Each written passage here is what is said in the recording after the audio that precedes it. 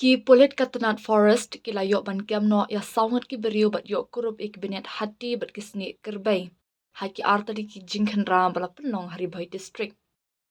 Ya ki di ki jingkhenra la penong da kanong po wildlife range kabahap po Khasi Hills Wildlife Division hadien ka jingyo ik jingtip bathikna hakbaya day bat kini ki subadan kti.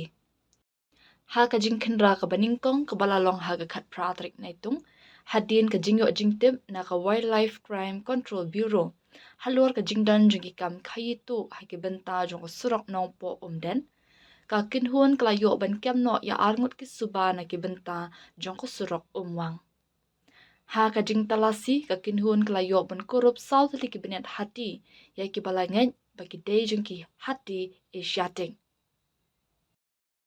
Kini ki beriu ki bala syak kem ki day ki bala tip kerteng kum utras kemden but Wilson kemden ki badai na Haribhoi district.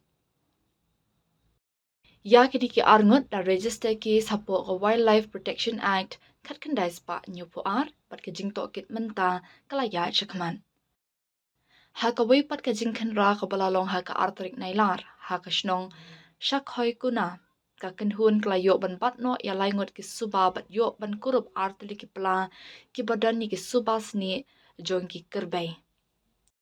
Arngut ki bala syak kem ki day ki bala tip kerteng kum u Benedict kemden na Haribhoi bat urupai ingti na kamrup asam kat ba weipat usuba ulayo ban petkeran. Ya ki di ki mar la kurup no hapo ka Wildlife Act bat la register case persya eki.